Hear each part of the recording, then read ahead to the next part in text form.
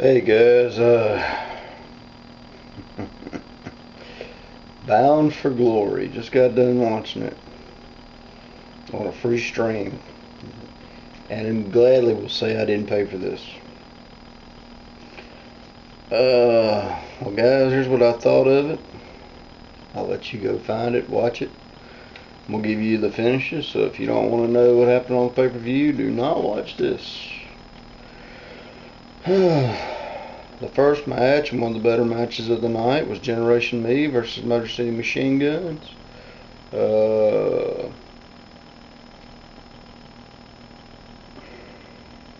Very good match. Very, very good. I'm not going to call it spotty or nothing like that because they had good wrestling. And Motor City goes over, retains the titles. Pretty much led to what it needed to lead to. For another announcement later in the night that involved Motor City Machine Guns, but they never come out. But you'll see what I'm going with this. Then it was the Beautiful People,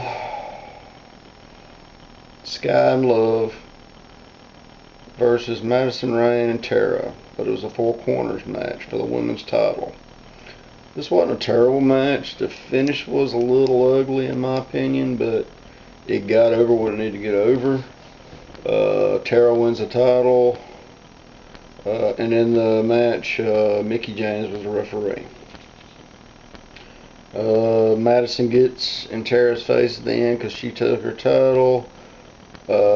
Mickie, for some reason, tried to split it up even though it had nothing to do with her, and Madison punched the shit out of her. And then Mickie left Madison laying.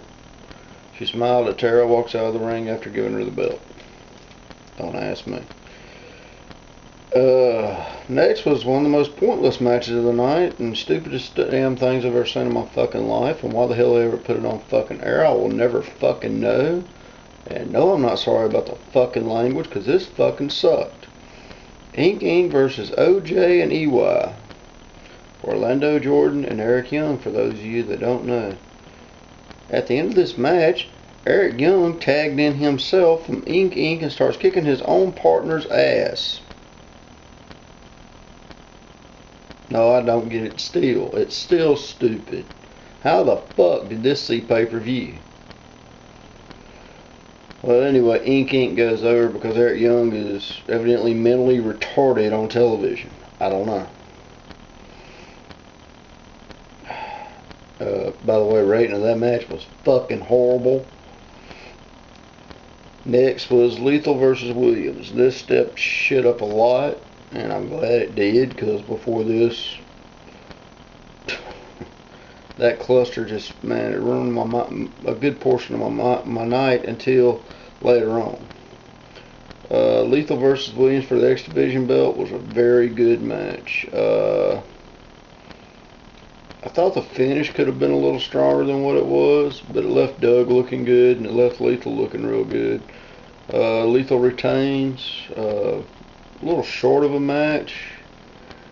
Besides that, I mean, I know why the match was short. It was because later on was the cage match, which took up an unnecessary amount of time.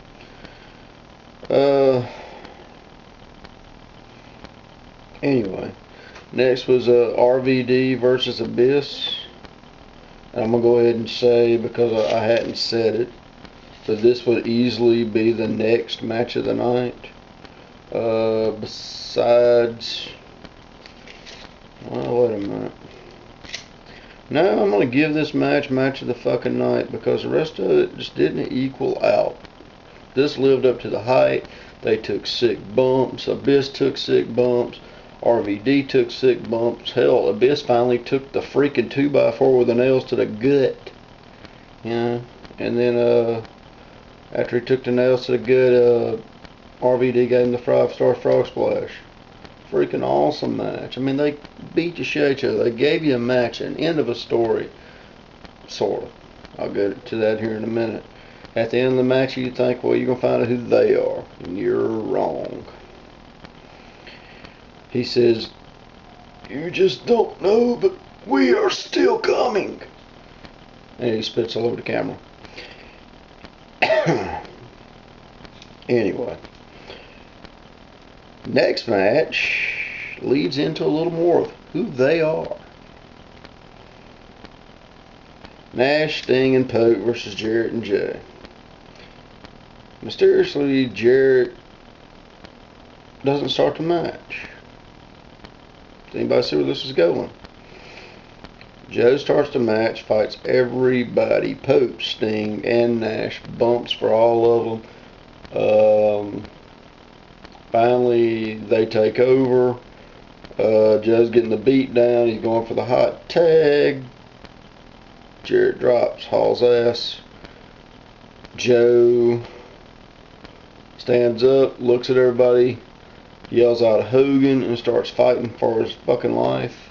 Doesn't work. They whoop his ass. Kevin Nash power bombs him. They get the pin. Okay. Not a good match, by the way.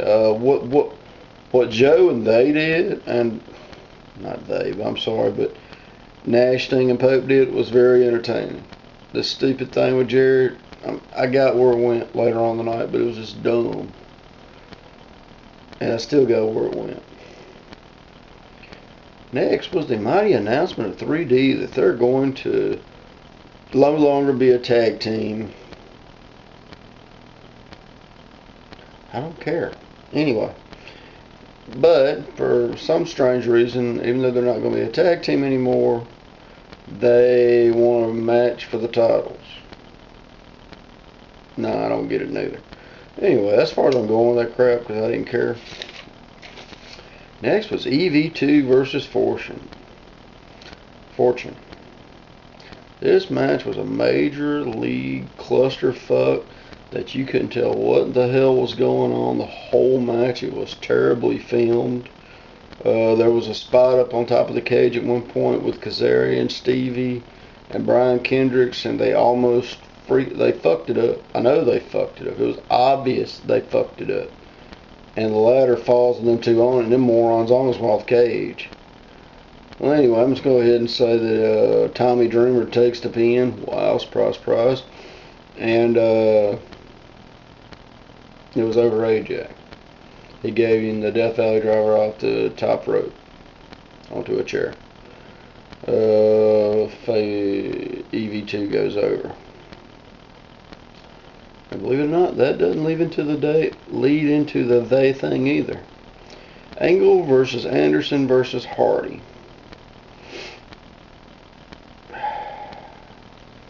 I'm going to close my book here. One more to go, and I'll take it back. End of the match. Everybody's bumped. Bischoff comes down with a chair. You don't know what Bischoff's going to do with the chair. Then you hear Hogan's music. Hogan comes down with crutches. Selling real good. Making it look like he's really screwed up. He comes all the way down with crutches, all the way down. Looks like he's going to do something for Bischoff. Jeff Hardy climbs in the ring, gets in between them, takes a crutch. Says he'll fight Bischoff with Hogan. He said he'd rather fight Bischoff instead of letting Hogan do it, supposedly because Hogan has the bad back. And then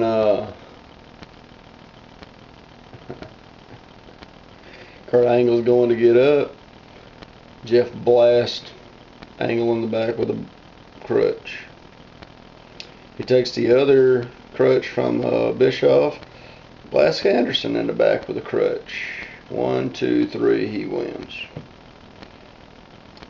Out comes Jarrett and Abyss. So now they are Jarrett, Hogan, Abyss, Jarrett, and Bischoff. What do I think of this? The surprise factor was there. I'll give them that. Because I didn't see the Jeff Hardy thing. I honestly thought it was going to be Angle. Do I think it can go anywhere? I don't know.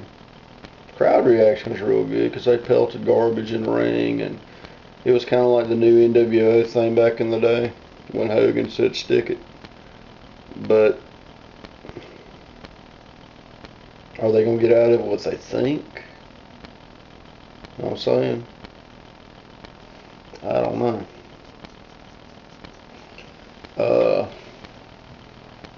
I'm not going to sit there and say it was a bad pay-per-view, because it wasn't. It all did lead to something at the very end.